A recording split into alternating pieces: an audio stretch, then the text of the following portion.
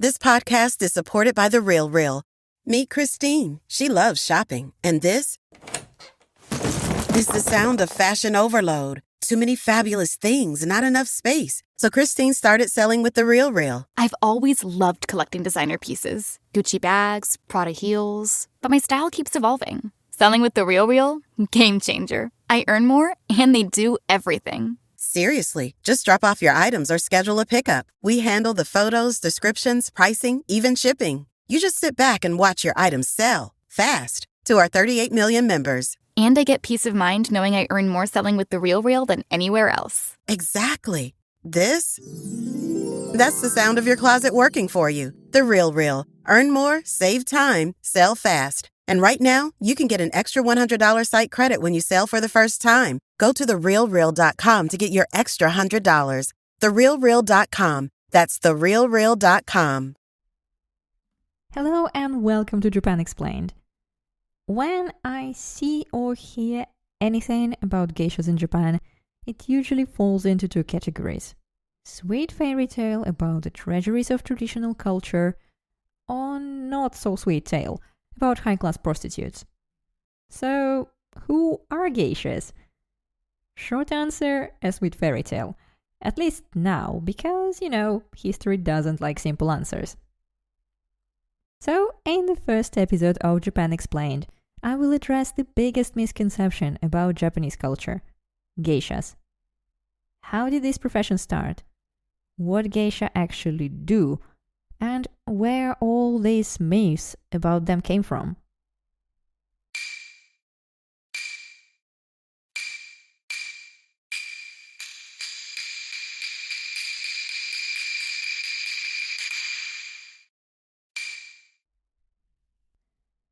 The history of geisha starts in the second half of the 16th century. And they were men. Well, he was. Male predecessors of geisha were known as taikomochi, and the first taikomochi was Sorori Shinzaemon. His story is still half a legend, but at least historians agreed on his existence. Sorori Shinzaemon was born in the merchant city of Sakai near Osaka, and then somehow made his way to the ears of de facto ruler of Japan, Taiko Toyotomi Hideyoshi. Probably coming from a well-established family of scabbard makers, he was educated in poetry, drawing, calligraphy, and tea ceremony, but history will always remember him as a witty jester. There are lots of funny stories about Sorori. For example, when once Hideyoshi asked him if he looks like a monkey, Sorori answered, "Of course not, it's just monkeys try to resemble your highness." Another time, when Hideyoshi wanted to reward him, he asked for just a single grain of rice, and double tomorrow, and double the next day, and so on for months. Let's count. 1, 2, 4, 8, 16, 32, 64, 128, 256, 512 on day 10, and 519,168 on day 20. You've got the numbers. But we are here today not to discuss the biography of Sorori. So let's concentrate on one particular story important for us today. Let's call it the Ear Whisperer. When Taiko asked Sorori if he had any favor to ask, Sorori asked if he could daily smell Hideyoshi's ears. Weird thing, but okay, why not? Now every day Sorori would pick a moment when Hideyoshi meets his retainers, sit next to him and pretend he is whispering something into Taiko's ear. Visitors were so scared of what he might whisper that they tried their best to make Sorori happy with lots of gifts and money, and since he had Hideyoshi's ear, they called him Taiko Mochi, the one who has Taiko. Time flies. Hideyoshi died and so did Sorori. But he was not the only witty guy out there. As title taiko sounds in Japanese exactly the same as a drum, which is also taiko, loads of drum-beating taiko mochi jesters entered the streets of Osaka, Kyoto, Edo, and other big cities. At the beginning of the 17th century, they made their way into pleasure quarters, where high-class courtesans used them to entertain their guests. And here I have to stop for a second. We are entering the 17th century, which means Edo period, times when everything that could be regulated was regulated. Prostitution was legal, but only if properly licensed and controlled, because taxes. Areas at the outskirts of the cities were converted into enclosed, quite literally with walls and no allowance to exit, pleasure quarters. The most famous of them all were Yoshiwara in Edo and Shimabara in Kyoto. In this highly regulated society, the lure of Shimabara and Yoshiwara was the romance, elegance, and excitement of that one place where money, charm, and wit made more of an impression than rigidly defined social class. Taiko mochi became an essential part of pleasure quarters. They were playing all kinds of musical instruments, dancing, reciting funny stories, and generally keeping a good company to the guests. Usually they were also trained in tea ceremony, calligraphy, and other traditional arts, and at some point got recognized for their talent. Another name to call taiko mochi was geisha, a person of arts. I guess the customers of one brothel in Shimabara were surprised when a female taiko mochi entered their party one day in 1751. She called herself Geiko, not a person, but a lady of arts. A few years later, similar female entertainers appeared in Edo. They were called onna geisha, female geisha. The new female geisha took the quarters by storm. They sang popular tunes, freely came in and out of the quarters, and unlike the caged courtesans, were in every sense worldly. In 1779, female geisha were recognized as practicing a distinct profession, and a registry office was set up to provide and enforce rules of conduct for them. Geisha were not to wear flamboyant kimono or combs and jeweled pins in their hair. They were not to sit next to guests or otherwise insinuate themselves into the place of the courtesan. A geisha found guilty of stealing a customer could be suspended for some time, or even for good. Just a year later, in 1780, female geisha outnumbered the male ones, and people began to say otoko geisha when they meant the latter. More than 150 years of male dominance in the profession were over. But the story would be too easy if that would be it. In the second half of the 18th century, the term geisha, artist, was an element in numerous terms. There were shiro or white geisha, who were purely entertainers, korobi geisha, who tumbled for guests, kido geisha stood at the entrance to carnivals, playing their shamisen to attract businesses. In the province, dancing girls, odorikko, began to be called machi geisha or town geisha, as opposed to the geisha who appeared within the licensed quarters of the bigger cities. Among them were those who would grant the pillow and those who would not. With such a variety of geishas, the question of geisha versus prostitutes has always been complicated. Shogunal governments certainly found it so, and a ton of effort was spent on trying to preserve a distinction between the two groups of women. That's how geisha became what they are now, I'd like to say, but sorry, no, because there is another story. So let's go a bit back in time. In the middle of the 16th century, two tea houses opened their doors near the entrance to Yasaka Shrine in Kyoto. And they were serving, well, tea and small snacks. Yasaka, then called Gion, was one of the major pilgrimage spots of Kyoto, so business went quite well. As more and more tea houses were opening around the shrine, one of them, called Kashiwaya, decided to try something new. A healthy vegan snack, fried tofu covered in miso paste on a bamboo skewer. And it became immensely popular.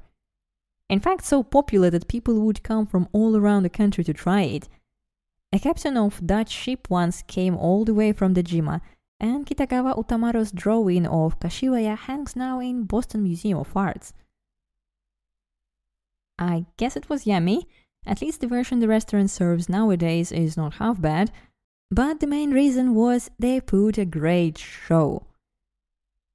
Girls working in the shop were cutting tofu following a rhyme. Soon music and dancing elements were added, and Kashiwaya became famous all around Japan. Other tea shops followed. Now here and there cute waitresses were hired not only to serve customers tea and sweets, but also to dance and sing for them. And this is the beginning of Gion Geisha, they say. Fast forward to the mid-19th century. In 1853, black ships of Matthew Colbright Perry reached Japan. Long story short, it causes a revolution. Foreigners entered Japan for the first time in more than 200 years. One of them, Townsend Harris, arrived in Shimoda in 1856 to establish the first US consulate in Japan. And here he met a geisha called Okichi. Or did he? There are many ways of telling this story. Okichi a spy, Okichi a mistress, Okichi a servant, and Okichi a love of his life. The most believable of them all is Okichi the miscommunication. Following the notes about his frustration with Japanese officials, Harris writes in his diary that he got sick. His secretary, Henry Husken, requested a nurse, but was misunderstood and got Okichi instead. She was a young local girl, maybe a geisha, but most likely not. And she did serve Harris for some time, though it might have been as short as just 3 days. Then she was paid and fired. End of story. Not so exciting, right? But it was a great base for a truly dramatic romance. A young geisha Okichi forced to leave her fiancé to serve the barbarian and be spy for the Japanese government. But then they fall in love, and even after he leaves Japan, he remembers about her. She is ostracized, starts to drink, and then drowns herself. Lots of drama. Stories about suffering heroine had great success at the time, and this one was no exception. Later, it even inspired the 1958 Hollywood movie The Barbarian and the Geisha. And I understand why in the story Okichi became a geisha. Mid-19th century was a golden age of geisha culture. Right at the time when Harris tried to establish relationships with shogun government, tea houses of Kyoto became secret bases where all kinds of political dissidents gathered to discuss their plots. And many geishas risked their lives to protect the secrets of their clients. So, when the year 1868 opened the new Meiji era, Tokyo, now the capital of Japan, saw a wave of former geisha becoming wives of the political elite. Geishas spike in popularity. Now they are the most fashionable and sought-after ladies in the country. Spring 1872 marks the beginning of yearly dancing performances in Kyoto. Everything seems to be perfect. But not for long. The same year, new government issued the proclamation for the emancipation of geisha and prostitutes. They were freed of their debts and told to look for proper employment. But why all of a sudden? The fact that Japan had a system of legalized prostitution didn't let Victorian gentlemen sleep at night. Foreign nations were having doubts about how really civilized a nation with such practices could be. And Meiji Japan desperately wanted to be perceived as modern, developed, and civilized, even if it meant they had to abolish all the fun. But geishas didn't give up. In 1874, they were allowed to continue their work if they wished so, but now they had to attend classes and workshops to learn sewing, weaving, knitting, and other useful skills. The government hoped it will make geishas quit their job, but the result was quite the opposite. Boring manual labor made them appreciate their artistic way of life even more.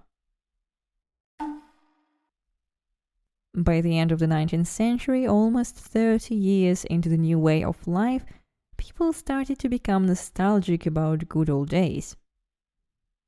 Geisha were seen as women of true Japanese spirit, and their popularity grew, reaching 25,000 by the beginning of 1900s. The 20th century was not the best one for geishas, though. It had lots of ups and downs and even more uncertainties. It started with nostalgia about good old samurai days, but as the 1920s got closer, more and more people were just not born during these good old times. The new generation wanted new entertainment, and they grew up learning that Western was good and Japanese was outdated and tasteless. Geishas tried to fit in. They learned Western music and dances, experimented with clothes and hairstyles, but all for nothing. They were still seen as a dying tradition. At the same time, the new class of female entertainers appeared, joku, or cafe girls, the predecessors of modern hostesses. They weren't particularly good at any art, but had one trick in their sleeve. They were young and very modern. They had curled short hair, wore dresses, and listened to Western music. By the mid-1930s, there were at least twice as much cafe girls in Japan that it was geishas. It was time for geishas to lose. But instead, it made them realize that in trying to be modern, they were in danger of losing what made them special in the first place. Geisha withdrew from the position of fashion innovators and became curators of tradition, and finally became the geishas they are now. It was also a perfect time for such a decision. In late 1930s, wind changes its direction. English is now the language of the enemies, and all Western must be abolished. Japanese uniqueness was brought up as a symbol of superior nation. Geishas were the obvious example of Japan's unique civilization. Nobody dared to call them out-fashioned and boring anymore. And as Japan was expanding its territories, there was no shortage of rich men who admired and supported traditional art of geisha. But while some grew richer, the others became poorer. And if you remember the story of Sayuri from Memoirs of Geisha, that's exactly the time it starts. Some families did sell their daughters to the okiya, hoping to give them education and good life in the future. As Japan was going deeper into the war, money flow started to dry out. It was also the time when mizuage, a custom coming from courtesans, was performed in the geisha world. Not in every district, and there was no bidding. But it brought good money, and some okiya trying to earn as much as possible even sold girls a few times. Everybody tried to survive the way they could. And even though geisha houses continued to operate until 1944, when they were forced to close, geishas were sent to work in the factories. The old geishas still remember how they had to make work clothes from their beautiful kimono. It was sad to ruin them, but that's the only clothes they had. And they were also a bit proud to be the most beautiful and fashionable ones, even in the factory. But there was one geisha who didn't go to work. Her name was Oyuki. In 1902, American industrialist George Dennison Morgan, nephew of Pierpont Morgan of the Morgan banking dynasty, came to Japan to collect antiques. But instead, he met Oyuki, a geisha from Gion district of Kyoto. He courted Oyuki for 2 years and paid about $20,000 to pay off her debt to the okiya house. They married and moved to America together. But even though Oyuki was coming from a good family herself, the Morgans were not pleased. The couple tried to live separately in New York, but even Oyuki's entertainer talents didn't change the fact that she was Asian. She was not accepted into society, and they left America for France. Everything seemed to be good here, but in 1915 George died from a heart attack. Until 1931 she lived with another man who she never married, but he also had a heart attack. She didn't have American citizenship, nor did she have the French one, so she had to go back to Japan.